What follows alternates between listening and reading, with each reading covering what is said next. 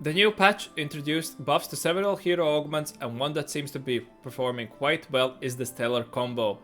My name is Boris, and we're going to be looking at the Aatrox Hero augment, followed by a VOD review from a top tier player. The general approach for the hero augment is to ideally be playing from a tempo spot with ideally something like an Aatrox 2 and a Titans or a BT Slam. However, loose streaking to 3-1 or 3-2 is fine, as we want to be securing our BIS. Then we are going to be rolling on level 5. It's also fine to be rolling down to about 40 or 33 gold if you're close to hitting on level 4. We are rolling for Aatrox, Poppy and Caitlyn. If we find that Aatrox and we're still far away from hitting Caitlyn or Poppy at about 6 copies or less, then we are fine to be pushing levels and simply carrying the Corki and the Rammus, or the Kindred and Tahm Kench, depending on the variation you're going to be going for. Corki and Kindred are going to be stronger carries than the Caitlyn 3 in the later game anyhow. We stay on level 8 until we upgrade our 4 costs, and then we're fine to be pushing level 9 for whatever 5 cost we can get our hands on. As I keep alluding, I've mentioned 2 versions here, and the general one that is popping all around is this Corki Rammus variation. Since the Corki is so strong, the Rammus is a very strong tank and it nicely fits the board here with having the 3 meeple active and gives us a possibility to roll for Poppy 3. However, as you might already know, Corki Ribbon is extremely prominent comp in the current meta. Therefore, if you find this line to be already double contested, go to this Kindred version. The Nova version is also quite strong, and if your items work out in a way where you have more attack speed items and you are slamming them for Caitlyn, especially something like a Rage Blade, then playing in this variation is going to fit in more nicely. As for example, this Corki really wants something like a Death Blade, and since you're investing 2 swords already into your Aatrox for that BT and Sterax, it's going to be hard getting to that. And this version with Yi not being as prominent in the meta should be easier and more gold efficient to achieve, plus you have a little bit of extra resource farming through Tahm Kench. And I would greatly prefer them over the general Stargazer version. I put it here as in case it might come back into meta at some point, but I would definitely be staying away from it, and you're going to probably be having some bench lock issues in that version, as generally Aatrox is the first one you're happy to give up, and here you absolutely cannot do that.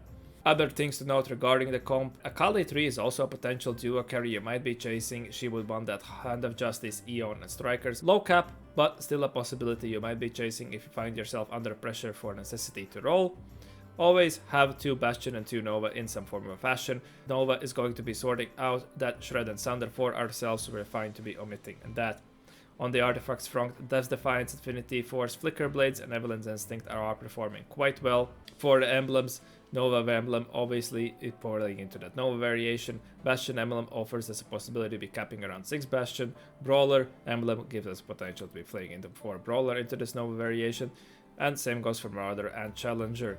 The emblems seem to be more worthwhile into this Nova type of build, whereas this comp does not have that many flex slots, but still you obviously can be playing around, for example, the Bastion emblem. I would advise to stay away from the Meeple emblem. We do not have a great mana user right here.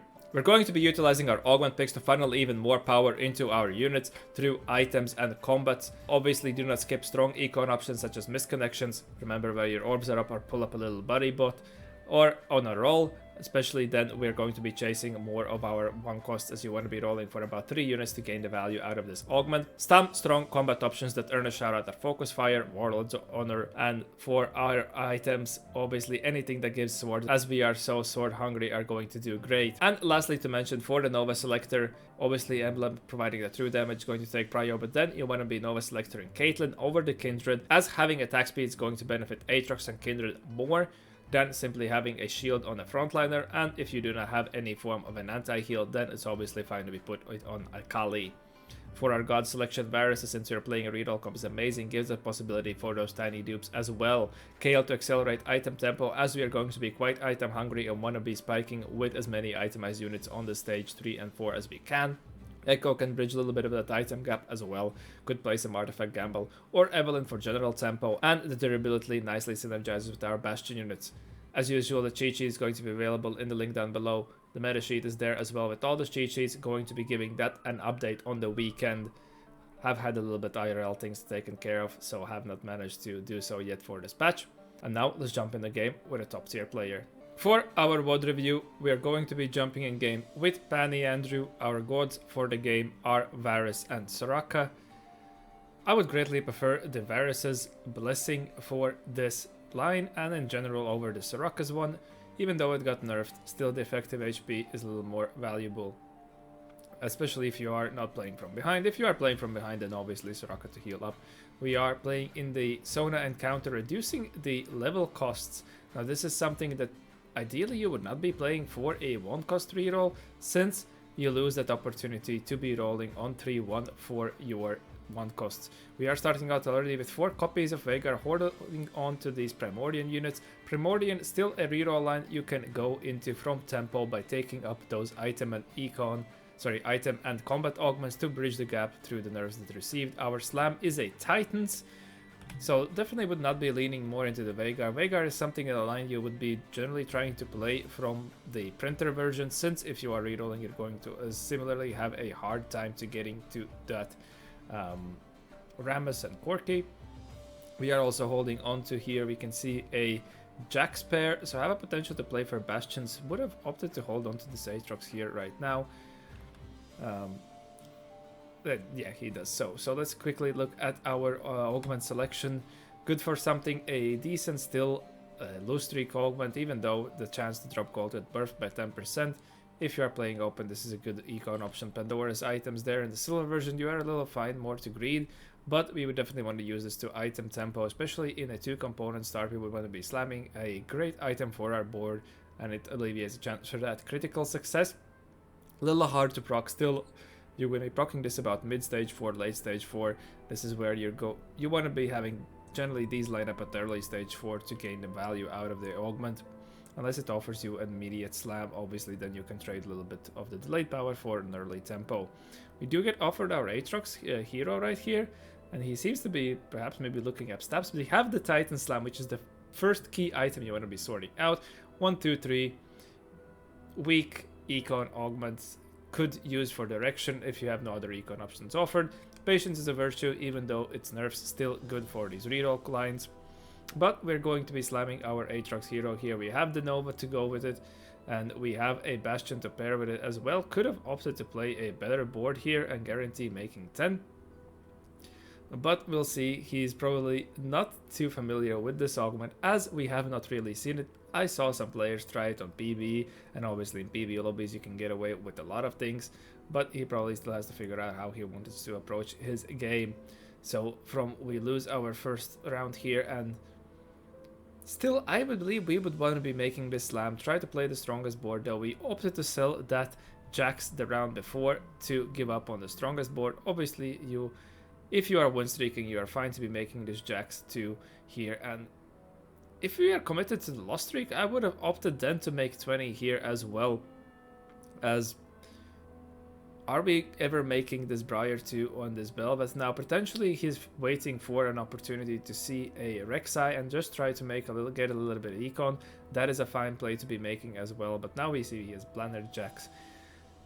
So a little bit of a confusing early game, but nonetheless, let's see how he manages to bounce back from it and capitalize. We are playing at the breakpoint for the Challenger at the moment. With this game, I believe he will be making the NA Challenger, as that still has yet to fill up fully. A little bit slower on the set, especially since top tier players are mostly playing in the private lobbies, and the EWC, obviously the ones competing there in the 4v4 have to make their custom lobbies, and that is being played on the patch before, so they are still practicing there.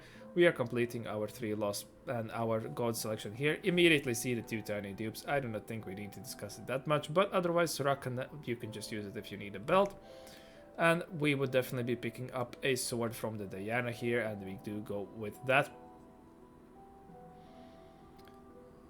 So we have Planner the Corki variation. This is the one that's generally going to be offered in all of your stat sites, and yeah, you can flex the Jax, especially if you get an early Jax 2, or you can flex the Ord until you make it to that Shen. Now, we would have been a little bit richer, I believe, at this point. I would have to evaluate if we just fielded the units we want to. We could have, if we are commenting for this loss streak, right, as we are right here, then we potentially could have made even 40 here, but we're going to even opt to hard sack by slotting off the Aatrox. Just want to ensure the loss streak at this point, as that is going to bridge our econ gap. Now, with the loss streak, you generally do want to be making to that 6 loss, as that is where you're gaining the value. The 3 gold is quite huge of a breakpoint. Otherwise, snapping it at 5, I mean, it's fine if you are guaranteeing yourself placements in that way, but you're going to be losing a little bit of a value. And sometimes you just have to, right? Because the rolls on level 4 are more valuable, but it's not going to be the case for this game. So I would definitely be looking to sack till my next augment, see if potentially we can find something like misconnections, then just pull up a little buddy bot and see where your units are mapped out and hold it onto those or copies of Aatrox and Caitlyn in the orbs or on a roll is very strong, especially when you are rolling for 3+ units, and then we would be fishing for that Poppy and Caitlyn a little bit harder as well. Now he's opting to level here, as we can see. Completely fine play to do it this early. Well, we are level 5. Alright, so I wanted to say that, yeah, we were not having hit the breakpoint yet, but we have. My bad on that. But yeah, just using the little bit of rolls to ensure that we're going to be killing these Krogs off, even though I think with 5 units you're mostly fine with whatever. Trying to find now the BT would be our second item of prio, and some form of a tank items. Now he's picking up a bow. Again, a little bit on the confusing part from me, as potentially we would want to have this some form of a tank item sorted out. Now you can go for a first full burst build, and obviously bow is a prime component for this Caitlyn or the Kindred in the later on versions. And extra swords, you definitely won't be having that DB for your Corki lined up if you are playing in that version, and he's going to be a stronger carrying than the Caitlyn 3 anyhow. For our next augment selection now, I'd be looking for something that would ideally provide us with more items or some form of a combat power. Clockwork Accelerator is an interesting option. It's a little bit considered on the weaker side, but the attack speed, we like at attack speed, and I would think that it's going to be stronger than the side effects, especially since we do not have some form of tank items, and Bastions generally utilize shields in their kit. Cognitive Overload, something just to get the raw gold if you felt that we are on the poorer side. Now, if our plan is to stay here on level 5 a little bit longer, it could be quite strong an option. And let's see if he's going to value the econ. He's not going to do so, it seems. Glass Cannon, we cannot utilize it that well, so we go for the Gamba play, find the care package. That is a better out. In these kind of situations, I always ask, how many augments really are there for us to be hitting? And sometimes you do have to flip. I am a little risk adverse, and I sometimes do not do it myself. Now, here, I would assume that we are just slamming the DB. I think that would be a stronger option, and ideally would have 3 items, like at least have this Giant Slayer on our Aatrox. Obviously stack your unit. The most power you gain from is by having DM on the same unit. But especially if you're investing a hero augment. But that's going to be fine. We are going to be good here. Slight rolling, picking up our Jax. You probably should shift that one position now with the Poppy aside. Just to simply protect our Jax, or go on the outside. That's fine as well. I do think the Poppy 2 might be a little bit of a stronger tank than the Ornn 2, but yeah, you can see we can play this mid game here with 4 Bastions as well. You're completely fine with that. And this Aatrox here, you can see he's actually putting in quite a lot of work, and with a DB I would believe he's just absolutely melting these front lines right now, because we have that extra utility through Shred and Sounder sorted out already. That's something a lot of players might be lacking in the earlier parts of the games. Now, for the Soraka's Embrace, that's considered to be a little bit on the weaker side. It's going to synergize quite well with the Bastions since we gain resistances, get the effective HP through the extra shield. However, the unit that dies is sometimes quite random. Could in the later stages of the game be something like an Akali that randomly gets bursted out, or some weaker costly unit, for example, if you still have a Poppy 2 rather than a Poppy 3, that getting killed is not going to have that much value on that shield. But this upgraded 2 cost, now you have to buy the first one from that next shop. Could go Gamba here, maybe you can find a little like a Jax 3 bailout or something, but else you could utilize it for an econ, and we are in a situation where we can utilize our god choices for the econ. Now he's picking up the BT here from our Pengu selection to gain the component. That's completely fine. And here, yeah, I guess we're just simply going to pick up a Milio. That's going to be a phase we were considering slotting in. We have hit our Aatrox 3, we had hit Caitlyn 3, so we're going to be pushing levels. Well, we opted to sell the Milio here, which I believe would have been the in I would make. I would definitely be sacrificing the single econ point just to, you know, just to keep the win streak, ensure that you're strong, especially the higher tier lobbies. The tempo is going to be quite high, and you are also completely fine to be tossing the sword here onto this Aatrox, as we have 5 removers, 6 removers incoming. Like, our items are set, especially in the reroll comps. We are committing the items early on. just utilize the remover. But okay, we are going to be transitioning to GS, which is obviously going to be more valuable. Do not want to kill multiple removers there. As I said, should have just done it already earlier. Slotting in the Rust here, which is going to be fine. Ideally, the breakpoint for Rust is 6 traits. 5 traits is quite fine. 6 traits is just a simple better option. But in this comp, you could see I already in my boards have placed him in as he's simply a flex unit, and you do not gain that much from extra breakpoints. For example, 3 Challenger. First of all, the unit quality of Challenger units is not that great on its own. Second of all, the breakpoint is just quite weak. Therefore, Rust is simply going to provide a little bit more value, even though you're overlapping these resistances with the Bastions. We still love our attack speed. Now, we are not really lucky on the tank components, so we'll see how we have to map this out. Now, here we would probably be considering... We could have reforged something. Yeah, we have 3 reforgers, so utilize them. Find the Aatrox on the first roll. Absolute high roll. And now, simply just slam a Kraken, I would assume. He's fishing for I guess, some form of tank items, but we have utilized our removers. Obviously, we want to be strong at this point, so this is a completely fundamentally fine play to be doing. But I would still assume that, well, if you're going to commit an item, we should do it with the Kraken. Could have be also... well done that we did not slam, as we saw the fight was going to win anyhow, and perhaps something like an item augment here could flip our decision. Radiant Rascal Gloves could potentially bridge that gap for our lack of tank items, but its tank is one of the last units I would be wanting to slot this in. Ideally, it's the best utilized by some form of a melee carries component. Heist is the greedy play we might be going for. Strong if you're able to cash it out. That is the reason why it got nerfed coming into this set. But obviously Vandal Overflow is something that we're completely unutilized. New recruit. Now, I do not recall if this got bugfixed. I believe it did.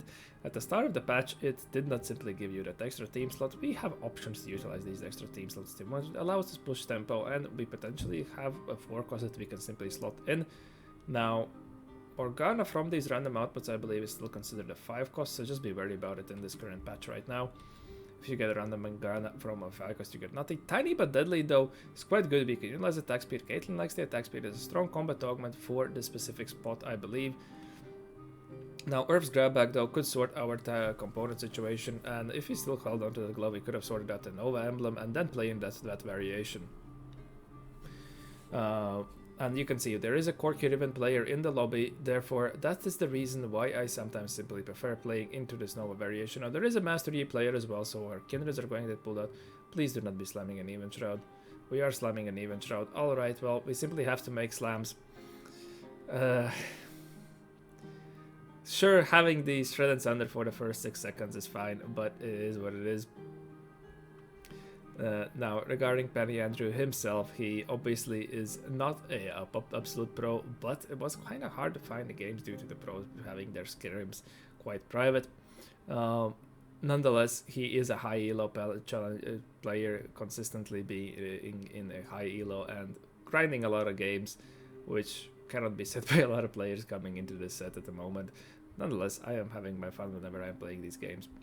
Going into a Trouble Bramble Nunu, that could be definitely a disaster for ourselves. Thankfully, we are on the weak side, so we should be picking up quite a lot of fights. But this Aatrox is healing quite strong now. Obviously, having a little bit troubles here against this AP board that has managed to quit high critical mass, but still, you can see if we had a little secondary carry to support it or a tank to hold down the line, not to get the Aatrox on ourselves, we could have put a strong fight up nonetheless. Parting gift, I'm not sure that we want this extra gold. I don't think we're in a position where we're going to be hitting a 4 cost just yet. Therefore, Blessing of Size to simply provide the Aatrox with more durability would be quite appealing. Whenever you're able to funnel this power into these units is quite strong. But perhaps he's valuing that his gold situation is on the lower side. Now, obviously a play that you might be doing, since we are going to be wanting to investing into these item and combat augments, picking up econ from other sources is quite fine. But we spot that we are able to simply just going to be clicking this Blessing of Size, make our way to level 8 with not a lot of gold, but thankfully we're able to find this, find the Rammus with just a single roll and opted to sell our Jacks too, which getting 3 people in is I assume Warfile. We find an early Graves, did not get that in over the Morgana. Graves a flex unit you can definitely be playing around if you find him early on stage 4, as then he's going to scale up. Going up against the Z augment, but the Aatrox is actually has that little bit of a splash, able to kill off these weaker clones. We've absolutely dodged this Blitzcrank right now and are able to take this Fast 9 player down to a single life. They are going to be in a rough spot quite a bit. And yeah, we do not need a little bit of extra frontline at the moment. We could utilize some more damage, so slotting in this Graves is fine. I think so. I would believe the Morgana nicely synergizes, providing the durability, but this will have to do. And I think our even shroud should be on the 2-star on here, getting the double item right there as well. Sorted out our anti-heal through the red buff, but obviously Caitlyn is not the greatest of applying it. She loves the attack speed though, and we just simply wanted to sort that out, so it's a complete fine slam to be making for the moment. Now we'd be looking to ideally complete a third item on the Caitlyn if we could. Striker's Flail, especially the Nova variation, is completely fine. Getting that damage jump, and he advice here that, yeah, we are completely fine to pick it up. Do not want to be rolling that much, as we have to still invest our gold into these units. Find an early Rammus 2 and find that Shen, so now we can simply be parting with this Warren and pick up an Corki too, so we are good to transition the items here. And obviously, well, right, Caitlyn is Fate Weaver, so the Striker's Flood is great nonetheless, even if you are not running the extra crit. But simply you're going to be gaining a little bit more value whenever you have that Caitlyn in... sorry, the Kali in. Picking up a Warmugs for our Rammus from our care package, and going up against the Corki Riven. The Aatrox does get a wrap, so it is an interesting pathing there, and manages to simply do the last part of the combo to nuke down the Sakali. As you can see, still these fights are close, but even though we have hit our board, but still this guy has a little bit of punch in him. Would want to position us in some form of way to gain a little bit of the extra shield for our front line as well, but it's fine to completely not grief our position. The thing with Quark is he's just going to be flying away, so similarly as to Kindred, you are completely fine to be positioning him into the Shen Hex. There's no issues in that at all. But now we're picking up a fight here, and we are closing our way into a top 4, and we should be completely fine to be cruising our way to level 9. No reason to just be rolling for this this Morgana 2 right here. Scouting our matchups, we see there's a 7 Shepherd player, so that's going to be a little bit tricky. Opting to even split our position in this way, so definitely here we could have just placed the Shen at least here or something, and him drawing aggro is perhaps not the greatest of option, but the Corki flying away. It's a little bit of an optimization to make in that form of a play right there. The Corki showing his strengths, able to help nicely do a carry for ourselves to clear up these LeBlanc board, and now we find a Deathblade being absolute prime item. But we do want to have 3 item tank. I believe the fundamental play for me is telling just pick up this Steadfast. It's a great item to support this Rammus, but Deadblade is a huge item, and this is here, I'm not that sure, but who's going to... Caitlyn's going to hold our red buff? I don't know. This is another greedy play to be making here. Obviously, you want to have your items on your 3-star units as well in some form of fashion. As you can see, this is why this club is just so item hungry.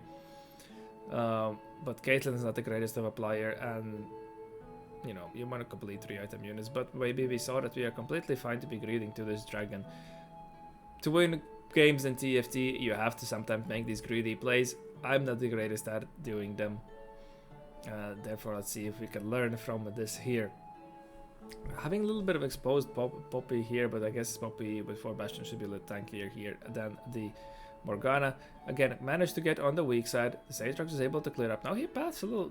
This Aatrox passing is a little interesting, but again, the power of Corki kicking in right now, and we are able to nicely clear up. And the Aatrox is obviously functioning partly as a bruiser right here. With natural, our Morgana too as well. So we are absolutely in a prime spot to be pushing levels here, and we can simply add in whatever 5 cost we find. Generally, something like the Graves here obviously would be great, but do not be slotting these Graves in whenever you're, something like a stage 6. You're not getting that much value. Having a Fiora is fine, having a Bard is fine, providing a little bit of those meeps more.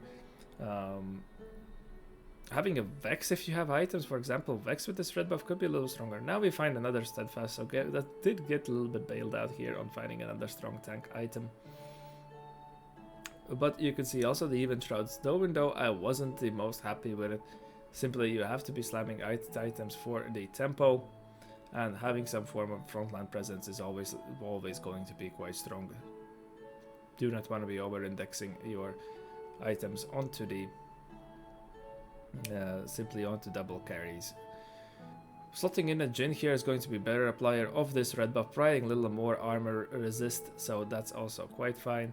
Now, do not notice our positioning that effectively, like a little late on that, so we have to go through this Rammus. This might be quite tough, and we can see the Rammus, the absolute unit star tank of the combo, but we do get through it, and we're able to immediately path that Corki right there and cleared it up. Our Rammus seemed to be extremely durable right there, and it all worked out. So you can see this comp still is able to burst through, and maybe this is where this early even shroud actually kicked into quite well, right? If you're always able to attack the weak sides, then you're not as scared about not having this shred and sunder for the first 6 seconds, and obviously you're utilizing this effect to make stronger other quality items and not have to worry about a single slot. But it works out in this kind of slot where you simply have to get through a Giga tank at the start, and we're able to pick up a win against the 7 Shepherd as well. I'm just here yapping, but again, we are on the stronger side, but we have this LeBlanc to get through. We have this Nunu. Now the Titans, I believe, is not exactly fully stacked up before this Nunu ult even kicks in, and the Shepherd ult kicks in, so we're getting CC'd a lot, but still we are able to burst through their strong side with the Aatrox, with the Corki duo carry. Absolutely quirky menace with the DB, and we are simply taking them front to back, able to take them out. They have the Baron's Lair scaling, and this was the thing, the Nunu is simply not that strong of a tank on its own, even though they have 7 Shepherds, so their frontline presence should be quite strong, especially with the Exiles, but nonetheless, the burst of this comp is absolutely immense. Otherwise, well played spot by Parry Andrew. Some decisions I perhaps might not exactly agree with, but nonetheless, always making a decision is more valuable than holding on and not making any. Playing our spot, Veil now identify that we are going for this lost streak early on, spiking accordingly, winning our stage 3, picking up the rounds on stage 4, able to get to that level 8, and we were only a one-way, so we were completely fine to be playing for this Corki and Rammus board, get our upgrades on level 8, push levels, get a high cap, and are able to compete against some of the strongest comps in a meta. As usual, the cheat sheet I made is going to be available in the link down below. Going to be doing a crawl through my meta sheet, updating it for the current patch over the weekend, having all the comp tier list, the augment and emblem directions and all that sort of stuff, as well as the openers. Otherwise, I would like to thank you for watching, and I hope to see you in the next one. Have a good one.